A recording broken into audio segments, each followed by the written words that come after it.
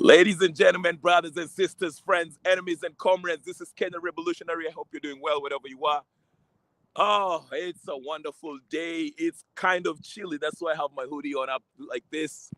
But it's nice actually. There's sunlight and it's bright outside. Not exactly winter weather, but hey, I'm enjoying it. But anyway, never mind where I am. We're about to talk about politics. I'm an Amnagani. We're about to talk, just address a little, some simple topic about what is happening in motherland Kenya, with regards to the elections that happens today, the by-elections. As you know, we had by-elections in Kenya. And as you can see, the topic is by-elections in Kenya. Is it a glimpse of what is to come in 2027? I think so. Or what do you think?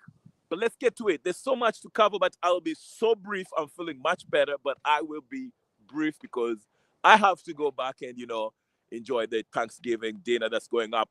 It's Thanksgiving. Hey, happy Thanksgiving for everybody who celebrates Thanksgiving. Personally, I do not, but it's Turkey Day. People eat turkey and whatever the case is. So, hey, for all of you guys who are celebrating Thanksgiving, hey, happy Thanksgiving. I'm just going to enjoy, some dinner somewhere. But anyway, that's besides the point. Let's get to the matter. By-elections in Kenya is a glimpse of 2027 elections. What is this giving us? What might happen in 2027? Okay. Before we get started, we have to start with the formalities.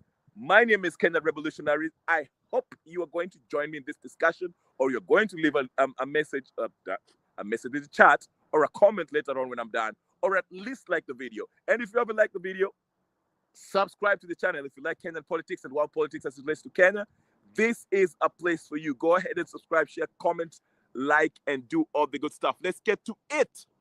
Hey, I was watching I was watching the proceedings as the results were happening in different places.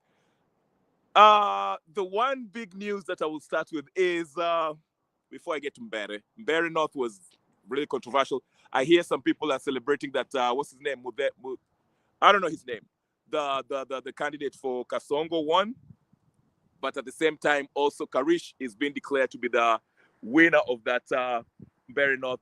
So I don't know. Some people are claiming DCP won. Some people are claiming that the government affiliated politician has won. So I don't know who really won, but I'll wait and see to get the official. If you know the official results, please tell me that on the comment section who actually won, or in the comments. Okay. Anyway, I will start with Panyako in Malava. Ooh, excuse me. I will start with Panyako in Malava. Oh my goodness, Panyako. What's going on with Panyako? Panyako. What is going on with you? I saw the interview before the elections. Yes, he said that this is going to be life and death for him. So he has all his chips against whatever. Like he put all his all in this elections in Malava. He gave it all. He said, I'm going to win this. It's do or die for me. I'm not, and if I lose, I will retire from politics. I won't stay long like Raila did. That's a famous clip, a popular clip that is actually circling around. And the Raila supporters saying, ha, ooh, ha, ooh, ha. What you say? What you say about Raila? But anyway, let's get to Panyako. Panyako lost his marbles. He lost his mind. He had a breakdown, total, complete breakdown. Once he saw that he was going to lose. I don't know if you've seen the clip. Go to my X page or Twitter page. If you're following me, Kenyan Revolutionary on X, go find it. I tapped it there. I have it on my page. This guy was losing his mind, Panyako. To some extent, I feel sorry for him. But also, I do not feel sorry for him because, it's politics. You shouldn't be losing your marbles over this, okay? It's okay to lose, but this guy alitoka hapo akaanza kupiga makelele mayoyo. Alianza kupiga nduru. Like, why? Wanandi wanachukua kila kitu. Wanandi wanachukua kila kitu. Wachukue hata bibi yangu, wachukue watoto. Panyako, you can't be serious, brother. You cannot be serious. It's just election. Do not lose your mind over things like this. You can lose. Listen, within 1 year or so, you can always go back. Because 2027, there'll be re-election, if I'm not wrong, okay? So don't Don't cry for me, Argentina. But anyway, Malava, I don't know who won. Like I told you guys, I'm getting conflicting messages, and I'm getting conflicting reports over the victory in different places. Like I say, Mbeere North, wanasema yule candidate wa the new deputy president ameshinda. I don't know how true that is. On the other side, the DCP candidate there, I think it's Karish. People are declaring that he won, and people are celebrating. I don't know. In what's the other place? Kasipul, hotly contested. It actually got deadly. Mr. whatever alipigwa mangumi hapo kidogo. What's his name? I'm forgetting people's names. This politician, I forgot his name. But here's the question, though. Here's the question that I want to ask Kenyans who are watching this and who are going to watch this. Please share this video so Kenyans can answer this question. Why is it? Okay, Kaluma, thank you, Kaluma. What was Kaluma's business showing up at the polling station? What was he doing there? Was he an observer? Because that was not his constituency. What was he doing there? I understand he got. I'm not for violence. I don't support people who beat him up. I mean, no one deserves to get beat up for just walking around and doing that. But regardless, why was he there? That's not too clear to me. Why was he there? Justin Muturi, the former Attorney General of Kenya. What a disgrace to the human race. Justin Muturi decided to show up. Okay, I understand.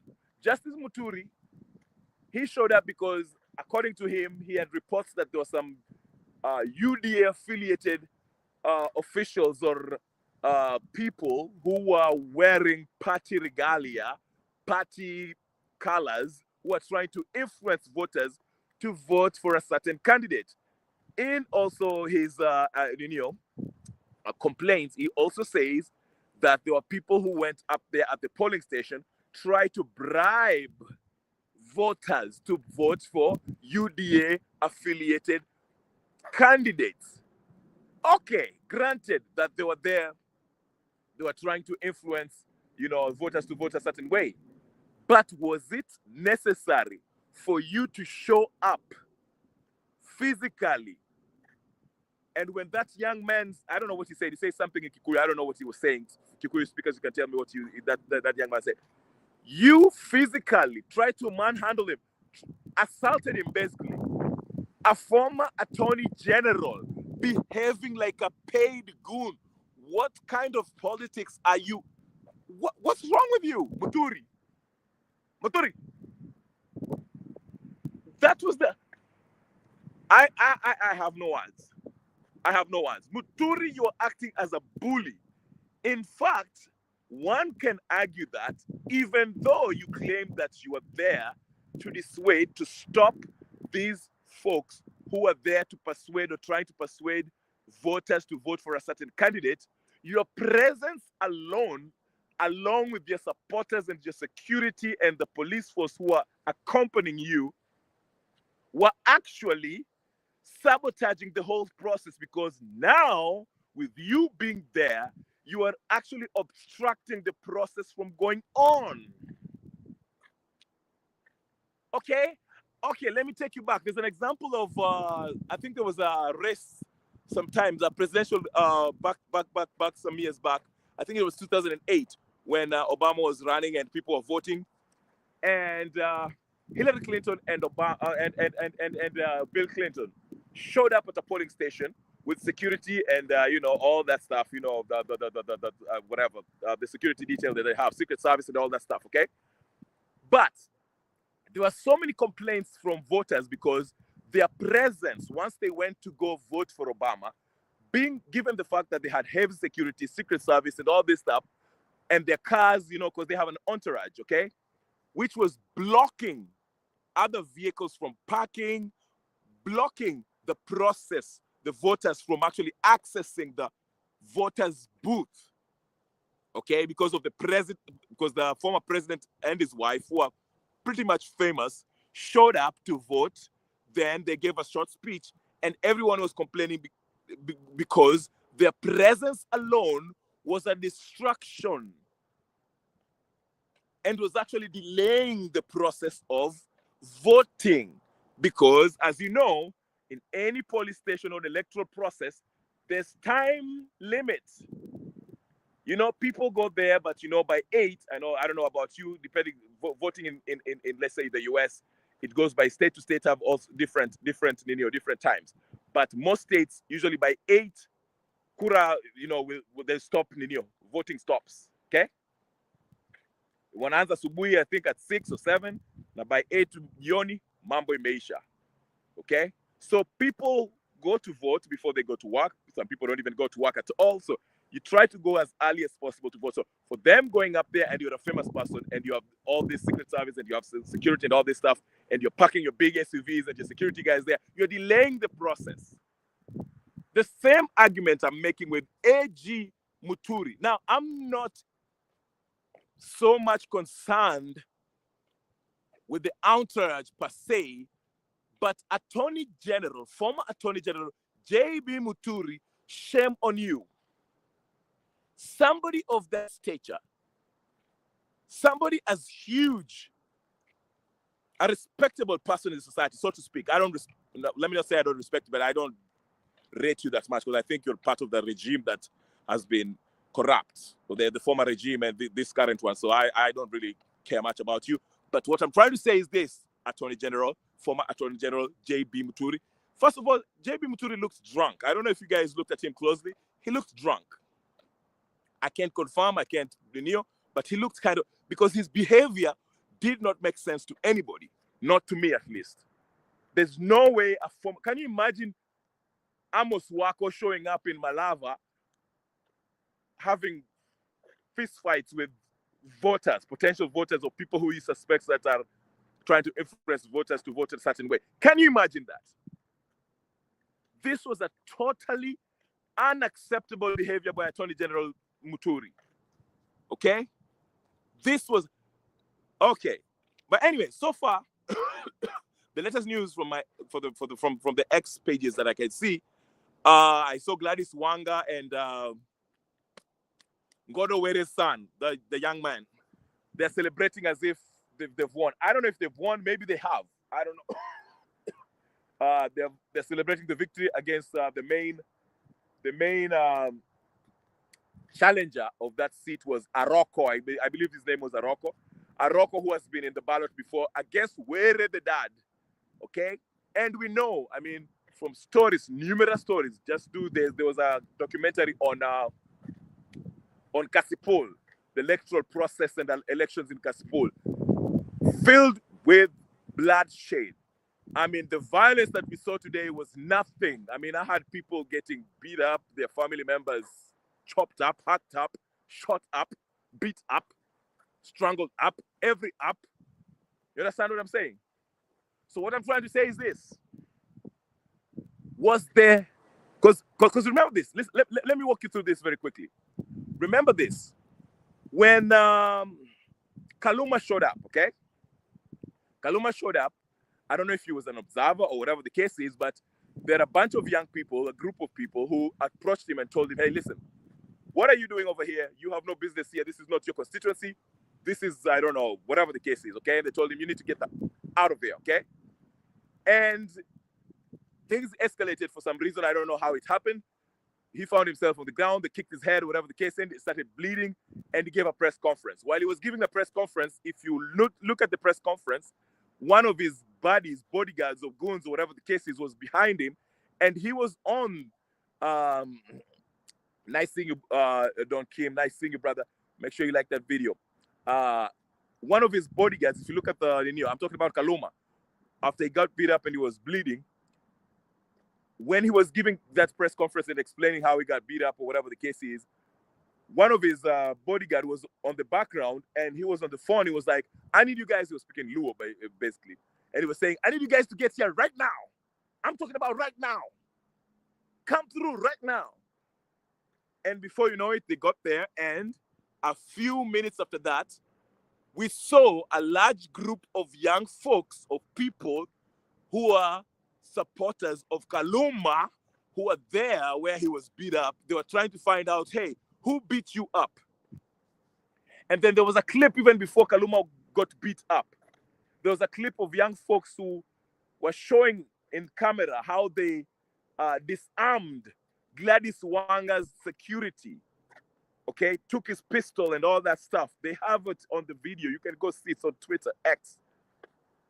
Okay, so which means this is what I suspect happened. And this is conjecture on my part. So am I wrong? You guys go figure it out. I think initially Wanga and Kaluma showed up around that polling station in support of Ngondo Were's son. Okay, but they were met with probably Wananchi or Aroko's supporters, I don't know, who were mad because they were like, okay, you guys are not on the ballot. What the heck are you doing over here? And they wrapped them up. Disarmed the people, whatever the case is. But once Wanga and Kaluma left, were chased away, they went and regrouped and came back with their goons to see what's going on. And they probably ended up Koroga Vitu Apo.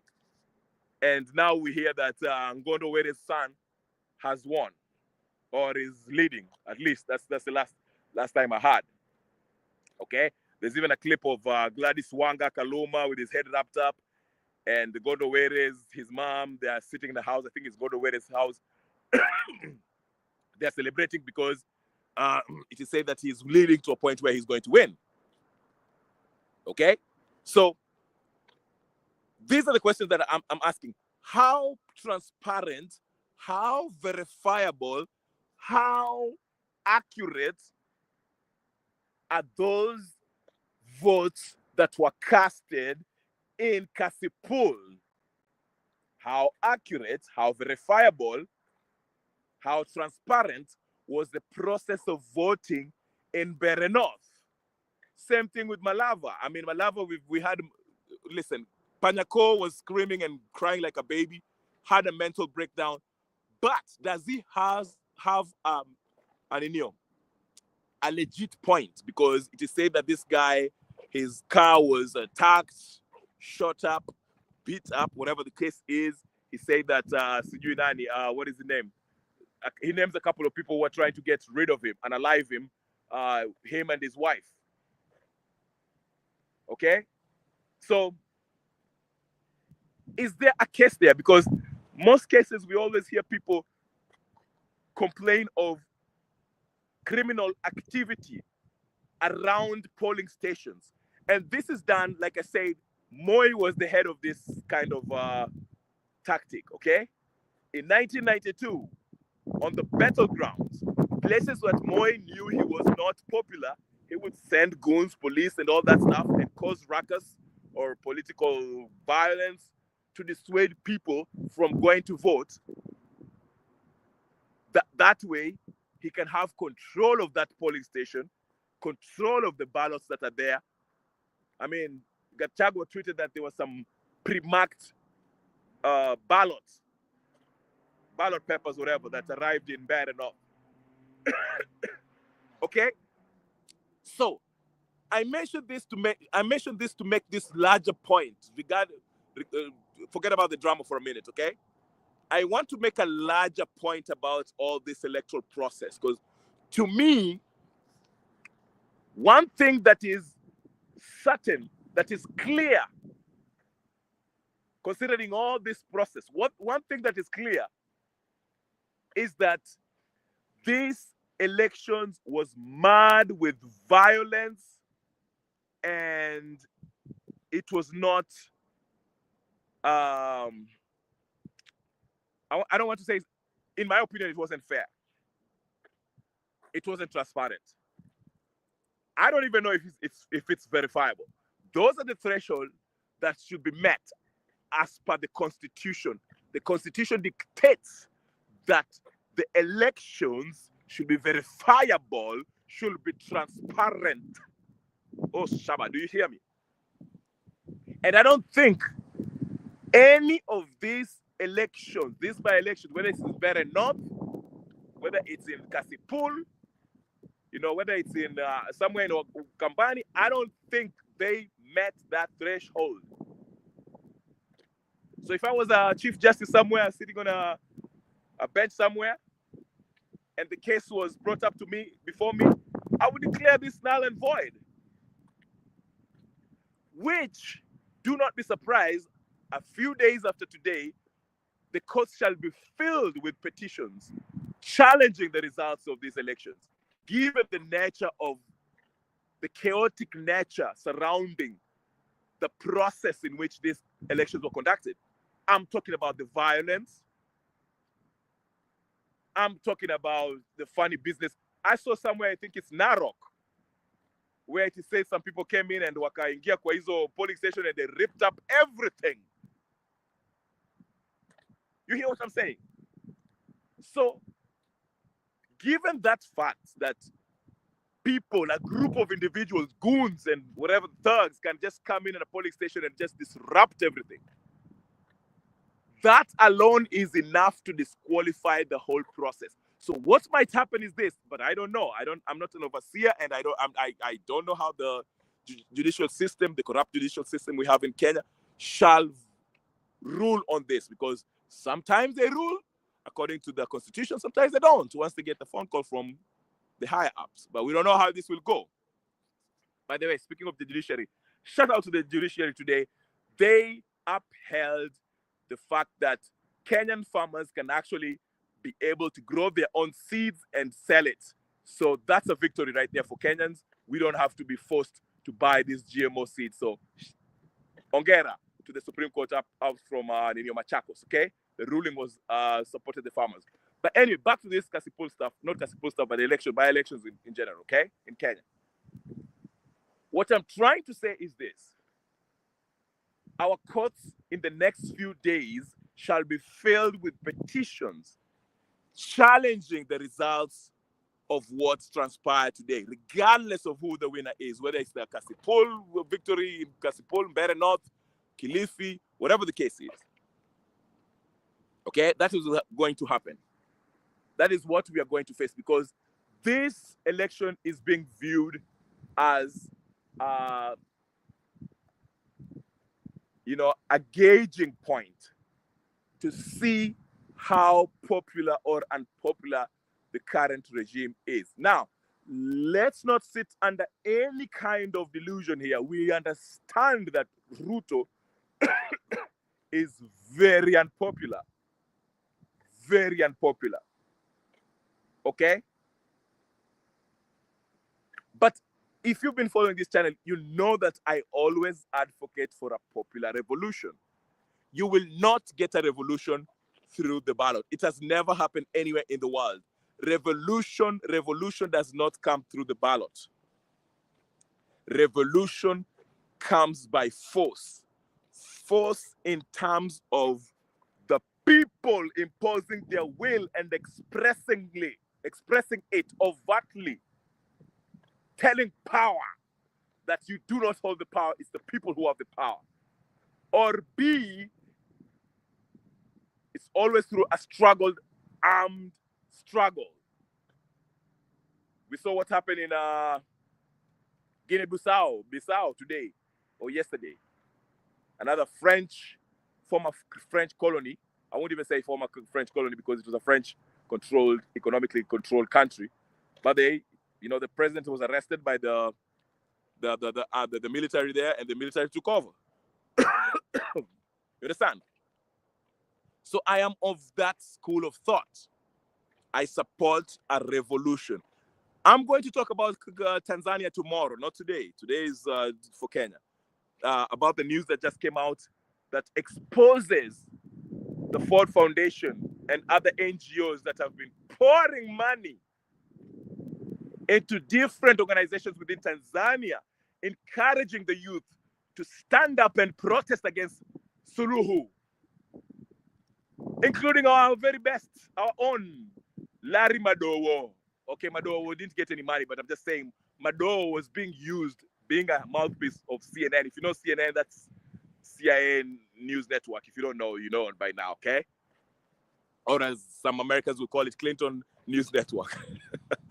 If you know the Clintons, they are CIA basically. But that's not where I'm going with this, okay? What I'm trying to say is this. Again, for those of you who have read John Parkin's book, then you know, The Confessions of our Economic Hitman, you know how these NGOs, as you know, through George Soros Foundation, USAID, and Ford Foundation, and others, how they funnel this money to different organizations in these countries to do what? To carry out a soft coup d'etat within a country. Okay? That's called a soft coup d'etat, where they use the youth, just like Nepal. Nepal seems to be going back to the hands of the West. Now, how do they do it? They use the youth who have the energy, who are looking at this government, who are ready to confront the government, the regime of the day, ready to take them out through popular revolution. They use legitimate complaints as a reason to get out and protest and bring down the government of the day. But then, once the government of the day collapses, they make sure that the Western puppet is propped up as a substitute for the failed, fallen regime. Now, you might ask yourself, I'm not digressing, I'm just touching on Tanzania for a bit. You might ask yourself, why will they want to take out Suluhu of Tanzania? I told you years back, last year in July, Tanzania, Suluhu, decided that she will ban the use of the US dollar in Tanzania. No one should be using that to trade. And if you know the history, once you start using their currency, I said it, they'll come for you. And sure did they come for you. And that's why Suluhu is not sleeping well right now. They're really coming for her. They will try to take her out through a popular revolution. They're planning one in December 9th, I believe. And if that one fails, they might try to get one of the top brass military generals in Tanzania to flip, just like they did with Chile under Pinochet. Pinochet was a CIA guy who was paid to take out Allende, I believe. And he took over. Same way they took to Patrick Lumumba. They used a general called Mobutu Sese Seko, paid him some money to take out Lumumba. And they were happy with Mobutu, regardless of what atrocities Lumumba was committing against their people. But anyway, we are coming back to Kenya, Kasipul, and everything in the by-election that will happen today. What am I saying? This is a glimpse of what is to come in 2027. I've been preaching day and night on this channel and other platforms that I'm involved with, telling you, you dimwits that fail to listen, who preach to me about tutalinda kura. Can I ask you a question for those of you who want to linda the kura? Suppose you are a voter in Kasipul. How would you linda the kura in Kasipul, given the level of violence that was taking place in Kasipul? How would you have defended yourself? Yes, some places it worked. I saw Mutua was bum rushed out of there when he went. I don't know what party was there, somewhere in Ukambani. Yes, I saw Ruku being told Ebu Tembea. Yes, I saw Osoro had to scamper for safety. But don't you think in 2027 they'll also come with their goons? They'll use the police force. Remember, they told you at the polling station, they shall have police officers who are uniformed, and some of them will not be uniformed. Why will they have police officers who are not uniformed? I will tell you why. It's very simple. Since they've had, you are talking about Tutalinda Kura. Si nimesema mtalinda kura? Okay. Murkomen came out and told you, mpige kura, ukishapiga kura, toka, enda nyumbani. Don't stay around. Basically creating an environment where they shall do this. Mkishapiga kura alafu nyinyi mnasema tunataka kulunda kura, mnakaa hapo vile wale vijana wa Kasipul walikuwa wamekaa hapo nasema sijui nini. These police officers who are not wearing uniform, guess what they'll be doing?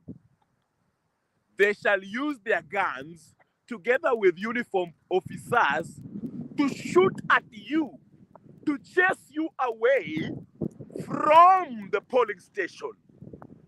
And they shall say that our vijana are causing chaos around this polling station. They want to influence the results here.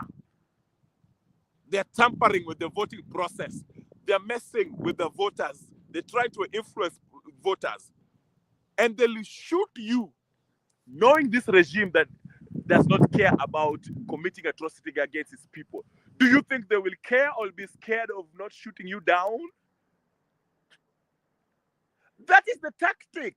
So that's why they say they shall have uniformed police officers and ununiformed police officers. So, mkikaa hapo timlinda kura, they shall counter that by using these ununiformed police officers to chase you away. That way, they can stay in the polling station and cook results in their favor. Do you hear me?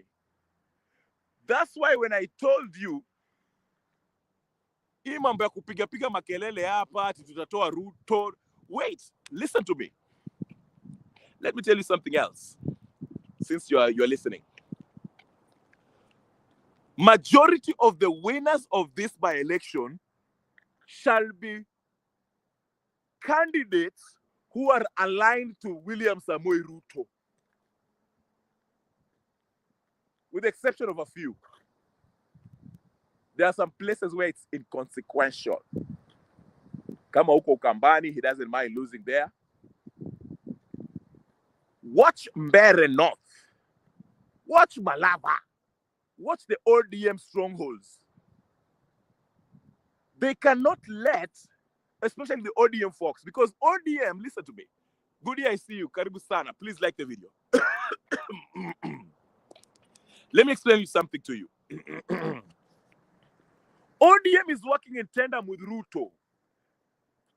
And Kasipul, they have to secure Kasipul. Why? Because ODM has to show Ruto that we can still hold our own without Raila Odinga. And that ODM is still intact. Hey, amniski. Hey, ay. Woo! Let me paint a picture for you. In Luo Nyanza, before Raila Odinga departed, it is well known that you might be as unpopular as a tax collector. You might be unpopular as a tax collector. But if ODM and Raila Odinga gives you the ticket and blesses you and say that you and your candidate were Kasipul, my friend, you shall be blessed with goons and guns and any kind of violence to protect and make sure that you are winning the elections, and you win the elections. Because Baba Mesema,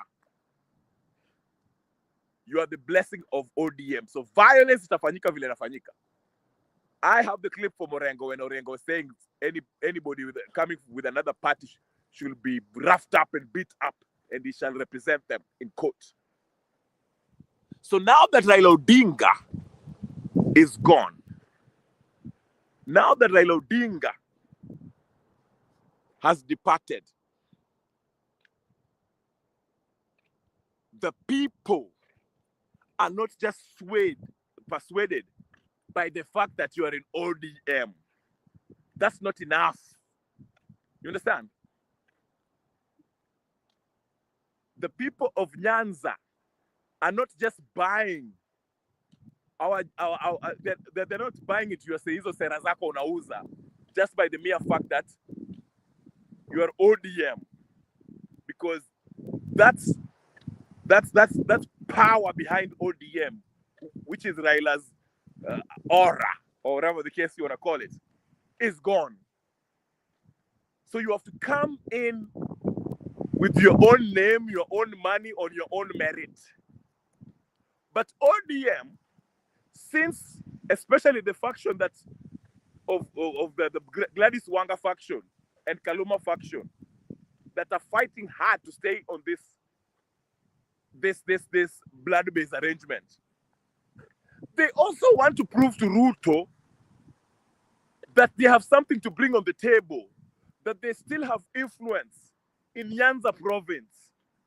So they shall use every resource that they have, including goons and guns and every crude weaponry that they have, to make sure that Kasipul goes to ODM candidate.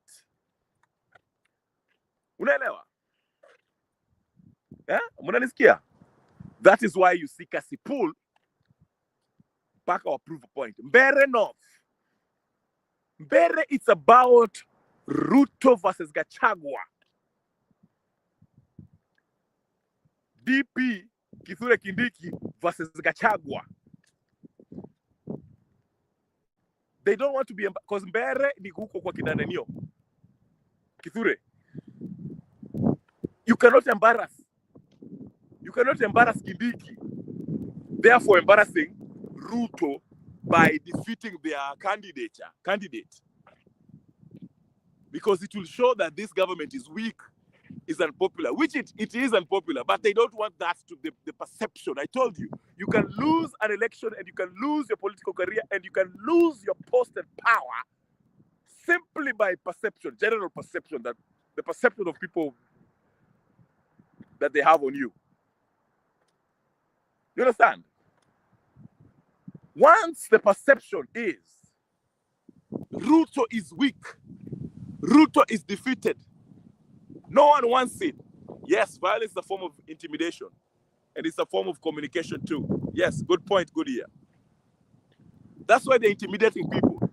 If you see JB Muturi showing up there, whether he was there for a good reason, he has no business being there physically, trying to fight people. Whether you see Ruku showing up, talking to people, intimidating people, he has no business there. Kaluma had no business being there. Wanga has no business being there. Wacha watu wa hiyo sehemu ndio wapige kura. Nyinyi mwende mkashagilie baadaye kama mtu wenu ameshinda ama ameshindwa, whatever the case is. But they had no business being there. But it is all about intimidation, showing your power, your influence, so that you can hope voters shall be swayed by the fact that you are a big man showing up in support of a certain candidate. That's what it is. But anyway, we shall see what happens. But what I'm trying to say is this, ladies and gentlemen, just to wrap it up. This is a glimpse of what is happening, what will happen in 2027. And it will be on a larger scale, and it will be more violent than what we just watched. And guess what? The winner of 2027 will be William Samoei Arap Ruto Kipchirchir Ruto.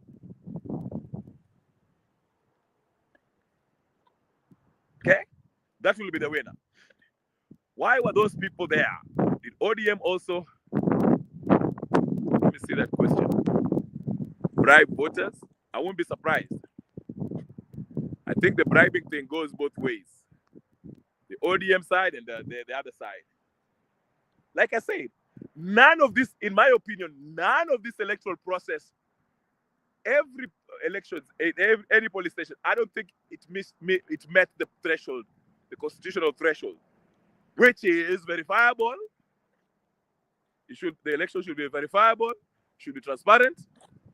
I don't think they met that. But like I said, guys, the point I want to emphasize is that this will happen again. The same thing will happen in 2027 on a larger scale. And the end winner will be William Samoei Ruto. That's why I keep on telling people, going to the polling station to vote, it's almost a waste of time if you want a real change, a people-driven change. Because the people who control the system control the electoral process. They are the owners of violence. They have the money to bribe people. They have the police officers who will be shooting protesters, who will be shooting you once you go to the polling station trying to lend a kura. And they'll be the ones who are shooting you to intimidate you from voting. And they're the very people who have their Supreme Court judges in their pockets. And they have the IBC, the people who are going to count the kura, in their pockets. And they're the ones who are going to buy those ballot papers and ballot boxes. So how do you expect to defeat somebody like that? You can't lend the kura. You can't vote whoever you want to. And even the candidates that are running are not people who are proven to be pro-change, real change. So the only way your voice can be heard and can be respected is if Kenyans come together and speak as one and say, enough with this system, mpaka we start new afresh. It's called a revolution. Excuse me. But we shall enjoy the saga for now. Let's get entertained with the things that are happening. Okay. Remember the two candidates who were fined 1 million cash for the violence? One being Boyd Were, didn't pay. This is not the end. They might step down. You go, you see? Ah, yeah. I didn't even know that. Boyd Were was also involved in. You know, Ambia, there's nothing democratic about this process. Ni shenanigans. Ni vita. As we were young, we used to hear Vita vya Guba. We didn't even know the Gulf is called Guba. But that's what it is. So, so anyway, it will be interesting to see what happens. Let's wait and see the results. But like I said, whichever way it goes, most cases will go to the courts. Some probably will be annulled. There'll be re-election in 2020. I don't know. But to me, the only surest way that the people's voices is heard is through a popular revolution, people's revolution. That's the only way we can get this done. Until then, let's get entertained by this whole political drama that is happening across Kenya. Anyway, guys, thank you so much. I'm not 100% okay, Goody. I'm still under the weather, kidogo. But anyway, thank you so much, Goody, and I see you. And Don K, and everybody else who's tuned in, or whoever else is going to watch this on repeat, please don't forget to like, share, subscribe, do all the good stuff, okay? And happy Thanksgiving for all of those who are in North America. I'll talk to you guys soon. Peace and blessings. I'll be here tomorrow to talk about some other stuff, all right? Take care, buddy. Thanks.